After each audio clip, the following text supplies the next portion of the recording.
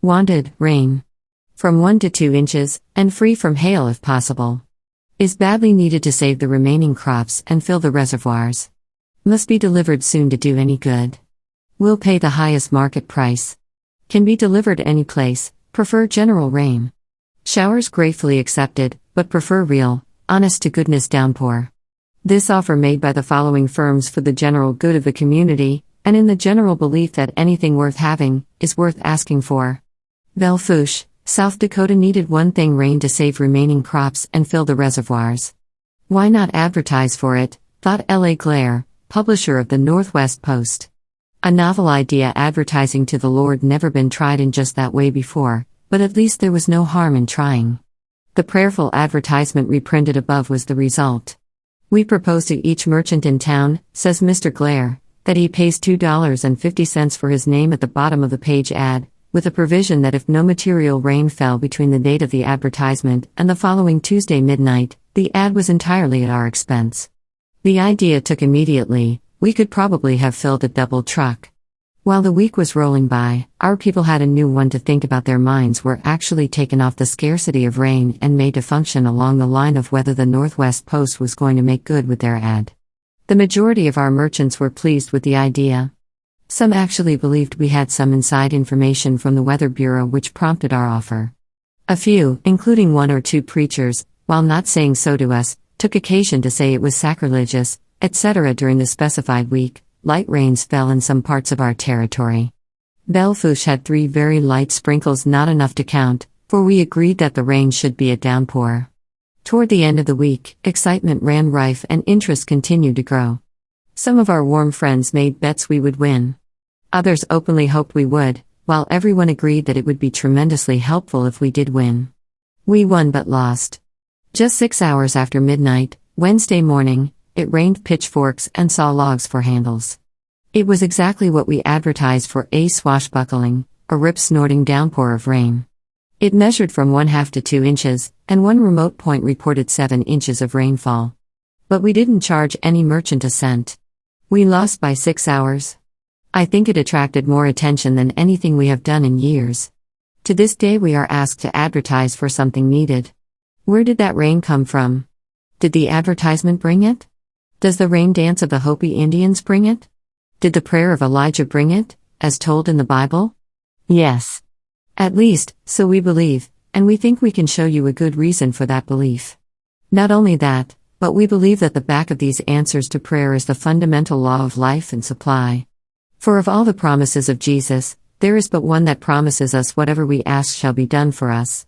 That one positive assurance is based on this condition: if 2 of you agree on earth as touching anything they shall ask, it shall be done for them of my Father which is in heaven.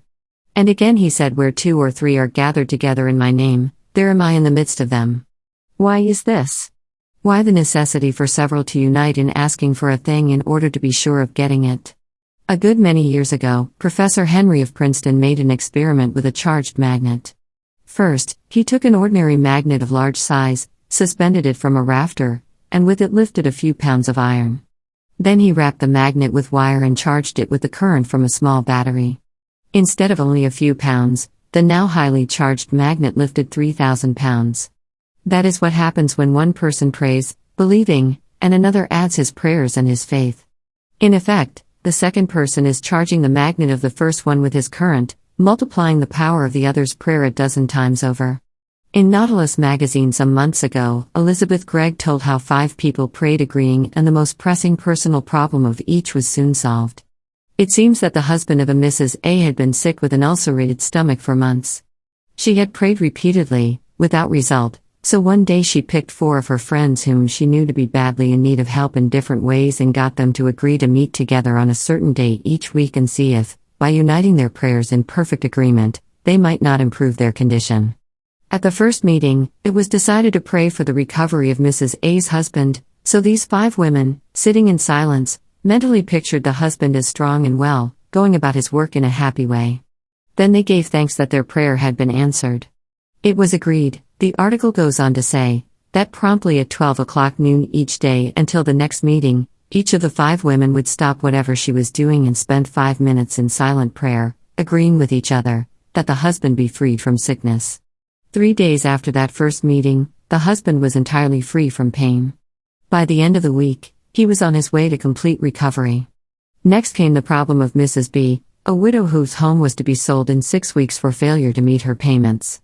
With earnestness and faith, the women concentrated at the stated time each day upon the desire that the way would open for her supply. And true to the law, the way did open. Just a day before the week was up, a well-to-do lady in the town called and asked Mrs. B if she would take care of her children, 8 and 10, for a few weeks while she, the mother, was away. The sum she offered would take care of the back payments on the home and provide living expenses. Shortly after the lady returned, she made arrangements for Mrs. B to take care of an invalid aunt, which gave the widow a steady and lucrative income. Next was the problem of Mrs. C, whose husband had been out of work for several months.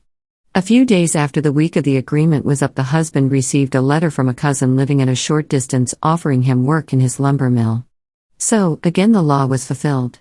Then the case of little Miss D, who for years had been estranged from her family, came under the law for a solution. But in this case, it was several weeks before any outward sign of fulfillment appeared. However, love had entered the heart of Miss D during this time, and for the first time since the estrangement she gave way to her new feeling and wrote to each of the family asking forgiveness for what she now acknowledged had been intolerance on her part. By return mail came letters from her family, letters also filled with the spirit of love. Thus, for the 4th time in the work of these women did the law work unfailingly. The last problem was that of Mrs. E, who owned a little dress shop but whose business had been almost ruined since the larger and newer shop just across the street had opened. Envy and hate had filled the heart of Mrs. E, so that she resisted all overtures at the friendship that the owner of the new shop had made. Then, from her study of truth, she learned that no one need compete with anyone, that there is full abundance for all when we learn how to claim it. So, instead of envying, she now joined with the others in sending out love and goodwill to her competitor, as she had called her. A few weeks later, the owner of the new store called and asked if Mrs. E would take over the management of her store for 6 months while she was in the East on business. She explained that when she returned it might be advantageous to both of them to form a partnership. This was later done, and today Mrs. E is half owner of a thriving dress and millinery shop, and there is perfect harmony between her and the woman she once hated. Russell Conwell, author of Acres of Diamonds, tells of dozens of such cases. He tells of a kidnapped child returned unharmed through the power of united prayer, of a lost child found in the same way, of men and women cured of apparently incurable diseases, of businesses saved, of positions won, of love renewed and families reunited. There is no good thing you can ask, believing, that shall not be given you. What will you have? Quote God. Pay for it and take it. And the pain consists of complying with the law of agreement, by praying if you pray alone that the good you are asking for yourself shall be given to all others as well, by agreeing as to what ye shall ask if you are praying in a group. Did you ever read the diary of George Mueller covering the early days of his great work? George Mueller, you know, was the man who started an orphanage with no money in hand, no rich patrons, no prospects, just absolute trust in God. Read the following extracts from his diary and see how that trust was justified. November 18, 1830. Our money was reduced to about 8 shillings. When I was praying with my wife in the morning, the Lord brought to my mind the state of our purse, and I was led to ask him for some money. About 4 hours after, a sister said to me, "Do you want any money?" I told the brethren, said I, "Dear sister, when I gave up my salary, that I would for the future tell the Lord only about my wants." She replied, "But he has told me to give you some money." My heart rejoiced, seeing the Lord's faithfulness, but I thought it better not to tell her about our circumstances, lest she should be influenced to give accordingly, and I also was assured that, if it were of the Lord, she could not but give. I, therefore, turned the conversation to other subjects, but when I left she gave me 2 guineas. On March 7th, I was again tempted to disbelieve the faithfulness of the Lord, and though I was not miserable, still, I was not so fully resting upon the Lord that I could triumph with joy. It was but 1 hour after when the Lord gave me another proof of his faithful love. A Christian lady brought 5 sovereigns for us. April 16th. This morning I found that our money was reduced to 3 shillings, and I said to myself, I must now go and ask the Lord earnestly for fresh supplies. But before I had prayed, there was sent from Exeter £2, as a proof that the Lord hears before we call. October 2nd. Tuesday evening. The Lord's holy name be praised. He hath dealt most bountifully with us during the last 3 days. The day before yesterday £5 came in for the orphans. Oh, how kind is the Lord! Always before there has been actual want He has sent help. Yesterday came in £1 10 shillings more. Thus the expenses of yesterday for housekeeping were defrayed. The Lord helped me also to pay yesterday the £19 10 shillings for the rent. I saw more clearly than ever that the first great and primary business to which I ought to attend every day was to have my soul happy in the Lord. The first thing to be concerned about was not how much I might serve the Lord, how I might glorify the Lord, but how I might get my soul into a happy state, and how my inner man might be nourished. Review of the year 1838 as to my temporal supplies. The Lord has been pleased to give me during the past year £350, 4 shillings, and 8 pence. During no period of my life has the Lord so richly supplied me. Truly, it must be manifest that, even for this life, it is by far the best thing to seek to act according to the mind of the Lord as to temporal things. We have to make known our need to God in prayer, ask for His help, and then we have to believe He will give us what we need. Prayer alone is not enough.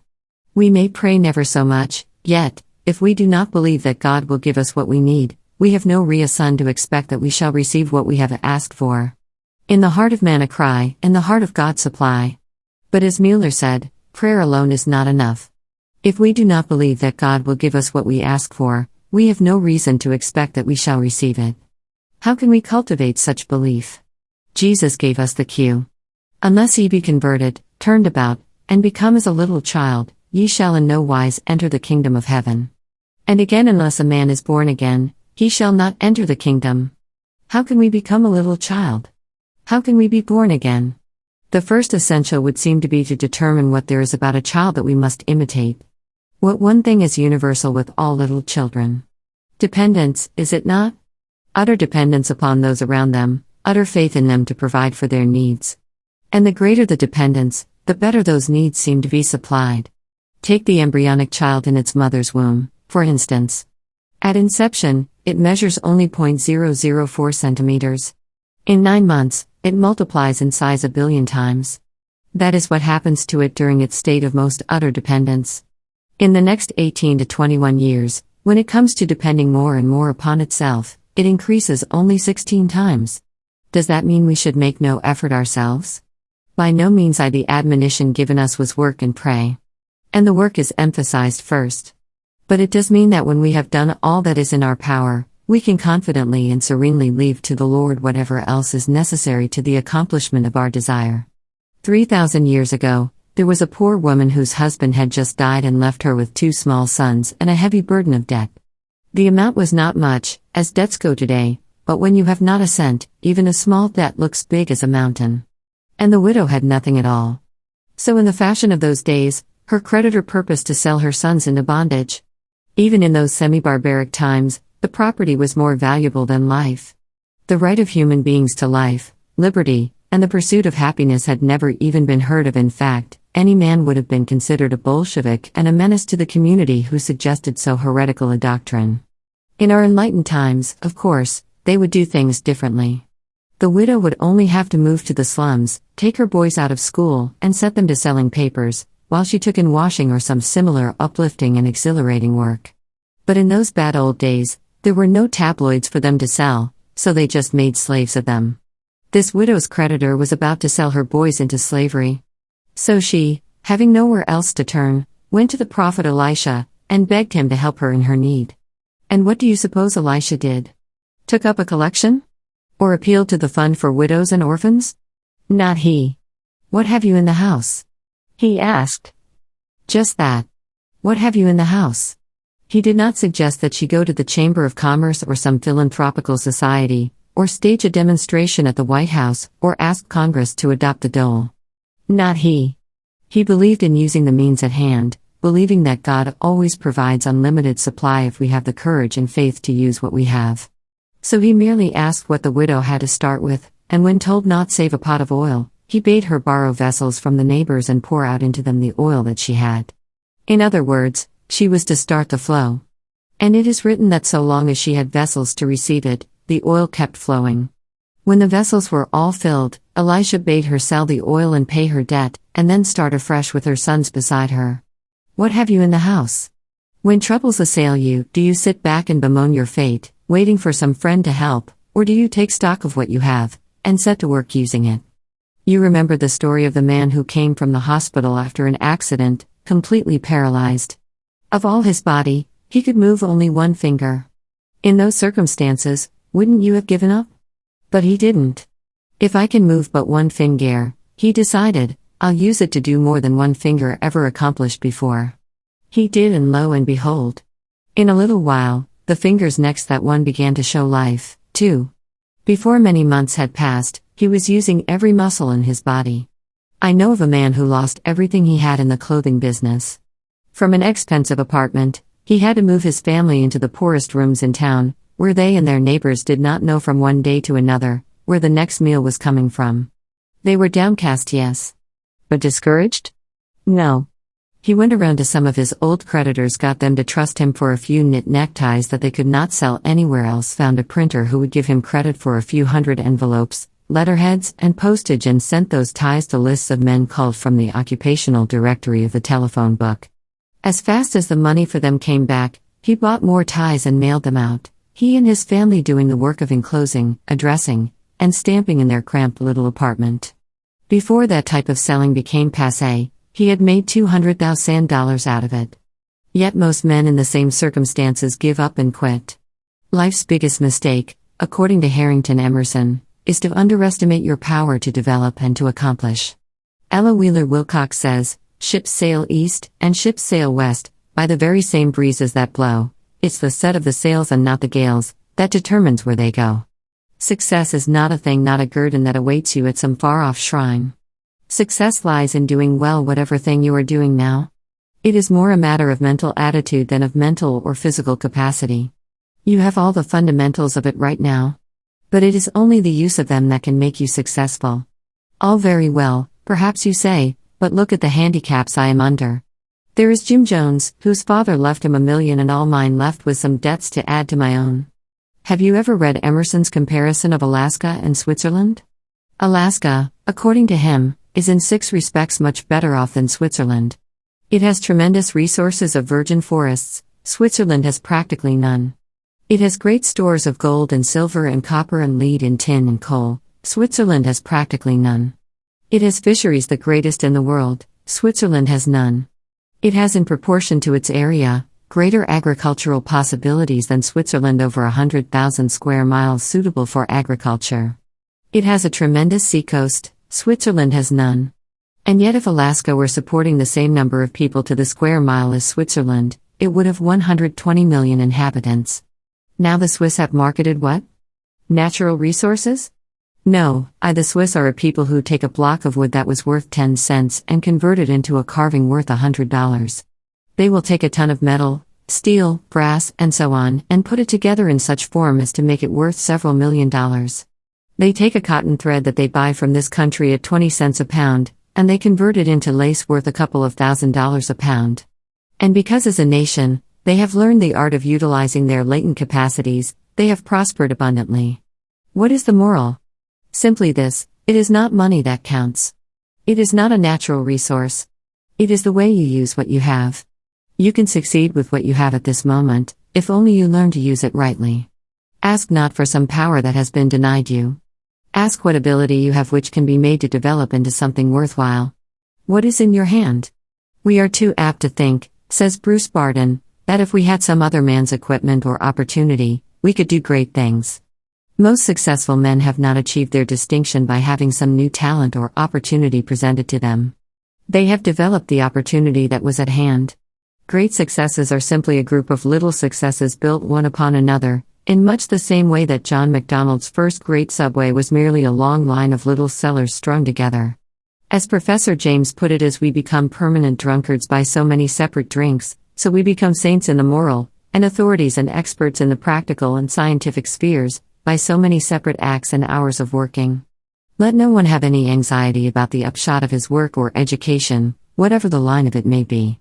If he keeps faithfully busy each hour of the working day, he may safely leave the final result to itself. He can with perfect certainty count on waking some fine morning, to find himself one of the competent ones of his generation, in whatever pursuit he may have singled out. What makes a great musician?